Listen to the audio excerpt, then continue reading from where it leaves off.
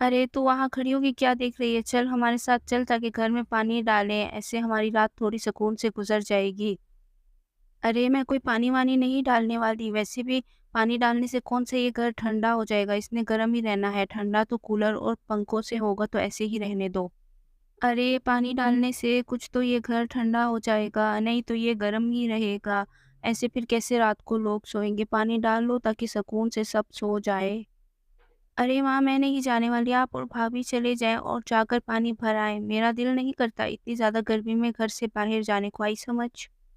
अरे सरिता चल मैं और तू ही चलते हैं, वैसे भी ये किसी की बात नहीं मानती तो क्या फ़ायदा इसको कहने का। अगर हम पानी ना लेके आए तो फिर रात में घर गर्म होगा बहुत ज़्यादा। यूं सरिता और उसकी सास दोनों घड़े लेकर पानी भरने के लिए घर से निकल पड़ती हैं। वो दोनों सुबह सवेरे रोज़ इसी तरह पानी भरने के लिए निकलती हैं और काफ़ी देर के बाद वापस घर लौटती हैं पानी भरकर। यूं सरिता और उसकी सास दोनों घर पर पानी का छिड़काव शुरू कर देती हैं ताकि घर कुछ ठंडा हो सके और रात उनकी सुकून से गुजर सके। उसके बाद वो सभी ज़मीन पर सो जाते हैं और काफ़ी गर्मी होती है, लेकिन उसके बावजूद वो सुकून से ज़मीन पर सोए होते हैं। अगले दिन सरिता वहाँ पर खाना बना रही होती है कि उसकी सास आ जाती है वहाँ पर। अरे सरिता तू इस हालत में भी खाना बना रही है, इतनी गर्मी है, छोड़ दे खाना बनाने को। अरे माँ जी खाना बनाना भी तो ज़रूरी है, अगर खाना नहीं बनाएँगे तो फिर हम सब क्या खाएँगे? और मुझे खाने से याद आया कि पानी भी नहीं भरा हुआ, मैं बाहर जाती हूँ और पानी भर कर लाती हूँ। ज़रा-सा पानी भी घर पर नहीं है और पानी तो बहुत ज़्यादा ज़रूरी है ना, इतनी गर्मी में बगैर पानी के तो गुज़ारा बहुत मुश्किल है हम लोगों का। अरे बहू तेरा इस हालत में बाहर जाना ठीक नहीं है, मैं भी तेरे साथ चलती हूँ, कहीं तुझे कुछ हो ना जाए फिर क्या होगा? चलें ठीक है माँ जी इकट्ठे चलते हैं, वहाँ से हम दोनों पानी भर लाएँगे, मेरा भी दिल बहुत घबरा रहा है, मैं भी बाहर का थोड़ा चक्कर लगा आऊँगी। यूं फिर से सरिता और उसकी सास दोनों घड़े लेकर पानी भरने के लिए चली जाती हैं। वो रोज़ पानी भरती हैं, इसमें काफ़ी मेहनत लगती है। रोज़ाना सुबह वो पानी भरने नदी पर जाती हैं और उसके बाद वो वहाँ से घर लौटती हैं। सरिता और उसकी सास दोनों नदी पर पहुंचती हैं तो देखती हैं कि नदी में पानी काफ़ी कम हो चुका है और सरिता अपनी सास से कहती है। अरे माँ जी देखिए ना नदी में पानी कितना कम हो गया है, अगर ऐसे ही चलता रहा तो फिर तो सारी की सारी मछलियाँ मर जाएँगी, गर्मी भी कितनी ज़्यादा है वैसे।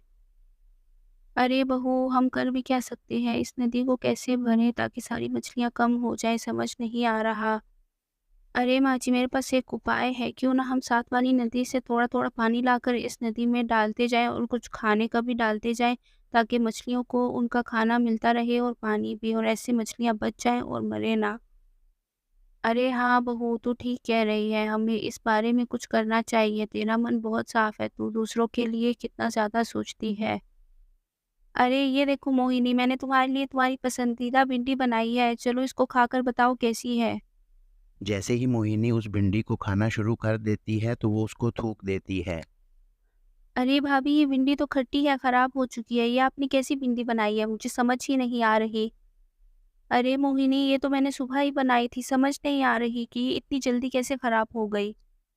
अरे भाभी हमारे घर कौन-सा एसी, फ्रिज या कूलर है जिससे चीज़ें खराब नहीं होंगी। आप देख रही हैं ना कि कितनी गर्मी है और गर्मी में चीज़ें जल्दी खराब होती हैं। अब ये भी देखिए ना खराब हो गई है।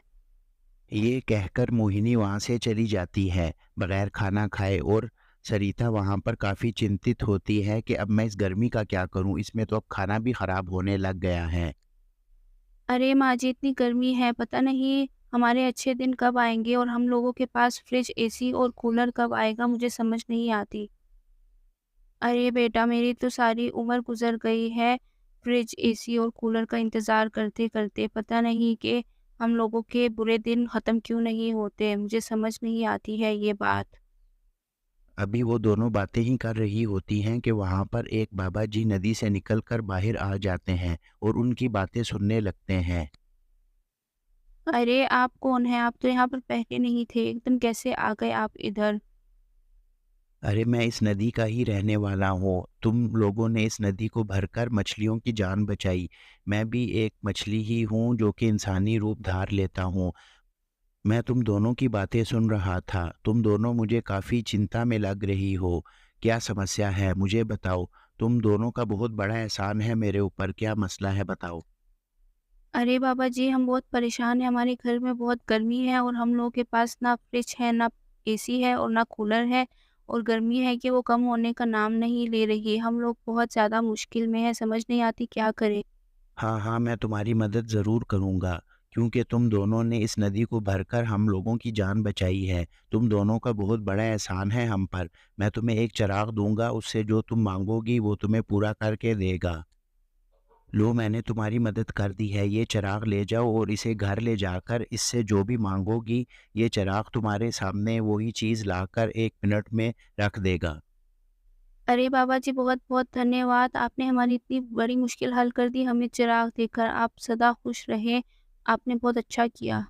सरिता और उसकी सास दोनों उस चिराग को घर ले आती हैं और मोहिनी को उसके बारे में बताना लग जाती हैं। अरे मोहिनी, ये देखो हमारे पास चिराग है। हम नदी पे गए थे, वहाँ एक बाबा जी आए और उन्होंने हमें ये चिराग दिया और उन्होंने बोला कि तुम जो भी इच्छा करोगे वो ये चिराग पूरी कर देगा। तो अब हम जो चाहें वो माँग सकते हैं, हमें मिल जाएगा। अरे भाभी, क्या ये सच है? ये तो बहुत अच्छी बात है कि ये चिराग हमारी सारी ख्वाहिशें पूरी कर दे। सबसे पहले तो हमें इस गर्मी को भगाना चाहिए यहाँ से। अच्छा, मैं इस चिराग को कहती हूँ कि हम लोग का घर बर्फ़ का बना दे, फिर मज़ा आएगा। अरे चिराग, हमारे घर में बहुत गर्मी है, हमारे इस घर को बर्फ़ का बना दो जल्दी से। अगले ही समय वो पूरा घर बर्फ का बन जाता है। वही चिराग उनकी सारी इच्छा पूरी कर देता है। जैसे ही सरिता चिराग को कहती है कि उसका घर बर्फ का बन जाए, तो अगले ही समय वो घर बर्फ का बन जाता है। अरे वाह भाभी, ये घर तो वाक़ई बर्फ़ का बन गया है, मतलब चिराग सच में काम करता है। अब हमारे घर ज़रा भी गर्मी नहीं होगी और हम लोगों को कितने सुकून से नींद आएगी, बहुत मज़ा आएगा। अरे हाँ, अब हमारे घर में गर्मी नहीं होगी और अब हम सुकून से सो सकेंगे। शुक्र है कि बाबा जी ने चिराग दे दिया और इससे हमारा घर बर्फ़ का बन गया। अब बहुत सुकून होगा ज़िंदगी में। अरे भाभी जी, मुझे आइसक्रीम भी बहुत अच्छी लगती है। क्या आप मुझे इस बर्फ़ के घर में आइसक्रीम बना कर देंगी? बहुत मज़े से खाऊँगी। अरे हाँ, क्यों नहीं, मैं तुम्हें आइसक्रीम भी बना कर दूँगी इस बर्फ़ वाले घर में। वो सभी बहुत ही खुश होते हैं, क्योंकि उनका घर अब बर्फ का बन चुका होता है। अब उनके घर में गर्मी भी नहीं होती और वो बहुत खुशी से रह रहे होते हैं। अरे ये क्या भाभी, आइसक्रीम तो जमी ही नहीं है। आपने आइसक्रीम बना तो दी लेकिन ये तो वैसी की वैसी है, क्या फ़ायदा? अरे मैंने तो कहा था कि ये बर्फ़ का घर है, इसमें आइसक्रीम जम जाएगी, लेकिन ये आइसक्रीम नहीं जमी। अरे बहू, आइसक्रीम ऐसे थोड़ी ना जमती है, ये तो फ्रिज और कूलर में जमती है। तुम इस चिराग से कहो कि हमें ये दोनों चीज़ें भी दे दे। अरे हाँ, आपने तो ठीक कहा कि ये तो फ्रिज और कूलर में जमती है। मैं अभी चिराग लेकर आती हूँ और उसे फ्रिज और कूलर में माँग कर देखती हूँ फिर। यूँ सरिता अगले ही समय वो दूसरे कमरे में जा रही होती है, ताकि वो चिराग ला सके और उससे कूलर और फ्रिज मांग सके। माँ जी, मैं ये चिराग ले आई हूँ और अब इससे मैं फ्रिज और कूलर माँगती हूँ, फिर देखते हैं। चिराग हमें फ्रिज और कूलर भी दे दे, हमें इन दोनों चीज़ों की बहुत ज़्यादा ज़रूरत है। जैसे ही सरिता उस चिराग को अपनी इच्छा पूरी करने को कहती है, तो वो उनके सामने कूलर और फ्रिज ला के रख देता है। अरे भाभी, ये चिराग तो वाक़ई बहुत बढ़िया चीज़ है। अब मैं मज़े-मज़े की आइसक्रीम खाऊँगी और ठंडी-ठंडी कूलर की हवा के आगे लेटूँगी, बहुत आनंद आएगा। अरे, हमें तो गर्मी नहीं लग रही, लेकिन हमें बाकी लोगों के लिए भी कुछ सोचना चाहिए। हमें इस चिराग से उन लोगों के लिए भी कूलर और फ्रिज और बाकी ज़रूरत की चीज़ें माँगनी चाहिए, ताकि वो लोग भी अपनी ज़िंदगी सुकून से गुज़ार सकें और हम ऐसे अकेले-अकेले ना रहें। अरे वाह! बहू, तू दिल की कितनी अच्छी है। आज मेरे दिल में तेरे लिए इज़्ज़त और भी ज़्यादा हो गई है। तू सिर्फ़ अपना नहीं सोचती और लोगों का सोचती है। हमें दूसरे लोगों के बारे में भी सोचना चाहिए, ताकि उन्हें भी ये सुविधाएँ मिल सकें। यूँ सरिता और उसकी सास दोनों पूरे गांव में पंखे बांटना शुरू कर देती हैं, ताकि और गांव वाले भी गर्मी से बच सके। तो दोस्तों, आपने देखा कि सरिता का मन कितना साफ था। उसने दूसरों के बारे में सोचा, तो उसकी अपनी भी ख्वाहिशात पूरी होने लगी।